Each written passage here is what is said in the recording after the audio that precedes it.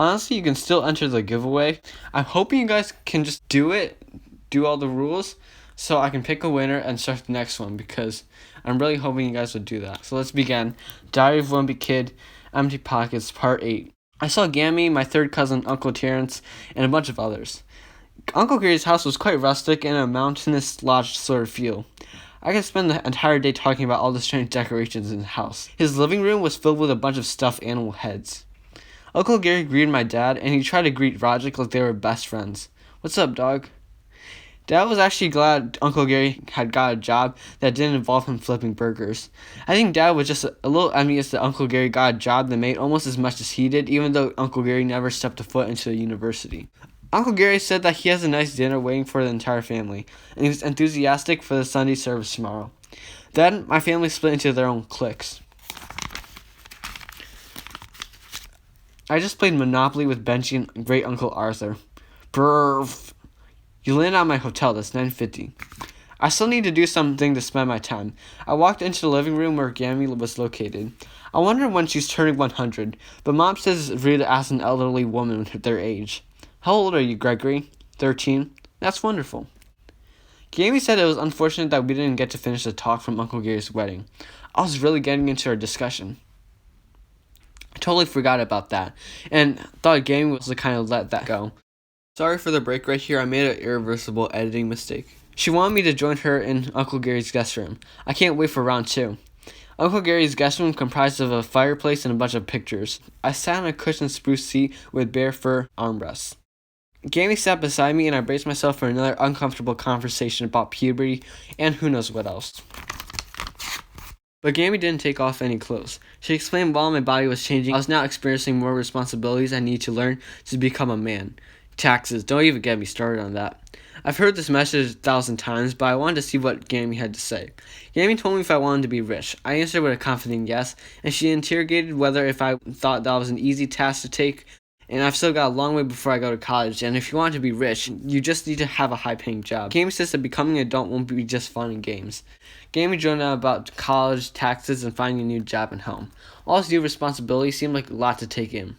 When you buy a house, you'll need to put a mortgage on it. I need a what? A year ago, I wouldn't want to be where Uncle Gary was in his life. However, today he looks perfectly content with his money.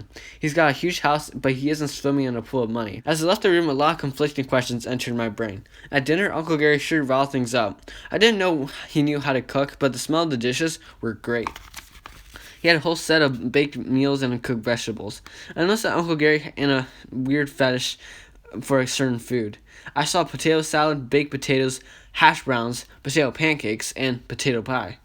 I asked Uncle Gary why there were so many dishes relating to that vegetable. Uncle Gary responded that he works with a lot of root vegetables at work. He found a rather large type of the kind and kept growing those in his backyard. Eventually, he used his own compost to feed the plants, and they grew to unheard of sizes. His potatoes each ranged from 1 to 2 pounds, and now his crops are a great success at the farmer's market. Uncle Gary's mega potatoes. Now I know that the potato is fed by Uncle Gary's poop, so that decreases the chance of me eating some of these dishes. Uncle Gary led my family to our rooms. His rooms were actually pretty nice, but it's a shame that every room had to be occupied by 4 people. I had to bunk up with Roderick, Dad's cousin Byron, and Great Uncle Arthur. It took me a bit to sleep because I was squished between 2 grown men. I was also extremely sensitive whenever I thought I touched one of their hairy feet. Squish. Easter. We drove to Uncle Gary's church together early in the morning. Everybody was looking their finest, and we sat in the pews and waited for the priest to start. I'm not going to describe the entire service because nothing interesting happened. Some tall guy came late, and he sat right in front of me. So a few hours, I stared at his neck. We were brought here by the resurrection.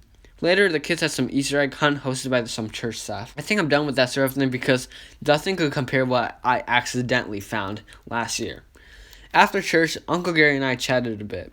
I told him that we got new tablets and I joined track and field a few weeks ago. Uncle Gary seemed to be interested when I said that. Uncle Gary told me that he was a track star in high school. When I seemed skeptical, he showed me a medal for a 5th place ranking in the state finals. He showed me a couple of pictures of him completing in the 800 meters and the mile race. He told me if I wanted to run faster, I needed to train and eat right. Sprinters need plenty of short-term energy, which include carbohydrates. Then he suggested his special potato. You know, potatoes have carbohydrates. He promised that I ate this a few hours before the race, my times would get much better. Then he packed a bag of them and told me to keep them. Tuesday. I was really looking forward to use Uncle Gary's jacuzzi, but a lot of the adults have been using it for the past few days. Apparently, Mandy and Rajik also want that opportunity. Uncle Gary decided that to sell this, we could go and have a fishing contest. Can't we just do rock, paper, scissors? Whoever could come back with the largest load of fish would get to use the jacuzzi first by themselves. Rajik bragged about his fishing experience. I've done fishing with Dad, so you know I'm an expert. Uncle Gary told us that we could rent a rowboat near the shore of the lake. Soon the four of us were out in the waters. Uncle Gary taught us how to throw a line and catch. He opened a can of worms and told us to stick one onto the hook. I have a fear of worms, so I winced when I stabbed the squirming worm onto the hook. Luckily for the worm, I stabbed the wrong piece of meat. Prick. Ow. I washed it off and put a band-aid. Meanwhile, Uncle Gary was helping Manny, who was catching a ton of small fishes. You're doing great. But this competition would be decided by the complete weight of the catches. Rajik wasn't doing much better than me. He was using his lunch as bait, but none of the fish wanted to eat ham. Fishing is boring, and you just have to wait until some fish comes. I felt a strong pull, and the pole almost left my hands. I pulled it up, but there was nothing on the hook. I saw a small carp swim away, probably smug with a free meal. Rajik managed to catch some fish, but he used Uncle Gary's net to do so. May smoked all of us combined, so he got to go to the jacuzzi first. However, Uncle Gary didn't specify how long each of us were allowed to use it, so I only got 5 minutes of the blast before Dad made me go to sleep. Alright, Greg, time to go to bed. But I literally just got in. Thursday. Larry, Riley, and I have been meeting up and completing a little of the movie every single time. I've never acted before, so I kept botching up a line. Where did my phone go? Cut. Greg, we both mess up on lines. I guess we were destined to be best friends. We had to go to a lot of different settings, like the park, behind a brick wall, and a green screen. I know Larry didn't do much of the acting, but he's taking account to a lot of the directing and editing. He's basically a Steven Spielberg Jr. We totally should have hired him for our Nightcrawler movie. Boom. Wow. After we finished our work, Larry invited us to his house, where he was going to show his set and computer. Larry must have been rich because his room was filled with a bunch of cameras, equipment, and etc. Then Larry showed his Vive Films channel. I was impressed with all of the work. He's got banners, a profile picture, and a color theme. His videos were actually really popular, and he was getting a couple of 100,000 views per video. My new giveaway, The Great Mind Illusion. I've heard of Vive Films, but I've never had an account because I still don't have a phone. But after seeing Larry's channel, I wanted to make one so badly. Today we're unboxing phones. I was wondering if we could get some money from our movie if he uploaded the video onto his Vive Films channel. I was wondering if you could make money on Vive Films. Yes, as long as Vive Films ads support it. Maybe the video will get enough views so I can buy the next Twisted Wizard game, the next chapter. Monday. Today was the first day after spring break, and of course Vice Principal Roy hosted another assembly. I thought Vice Principal Roy was going to say something about the tablets, but he didn't. He announced that the school had gone in debt. Gasp! Man, I should have sensed that was going to happen anytime soon. The school has renovated the fax room, bought tablets, raised school lunch prices, and disabled a bunch of our equipment. And I was here thinking that I didn't have any money. Vice Principal Roy said that we need to cut down our expenses, lower the budget, and adjust some of our bonuses. He said that several field trips would be canceled. Rats, I was looking forward to the Earth Day cleanup. Haha. The tablet trials will be discontinued on Friday, and anyone who broke their tablet will need to pay back their fines immediately. I expect all tablet violators to come clean too. He said that he would discuss any further changes with the school faculty. Everybody sensed that he was probably talking about their salaries. At lunch, more kids protested these changes by not ordering any lunch completely.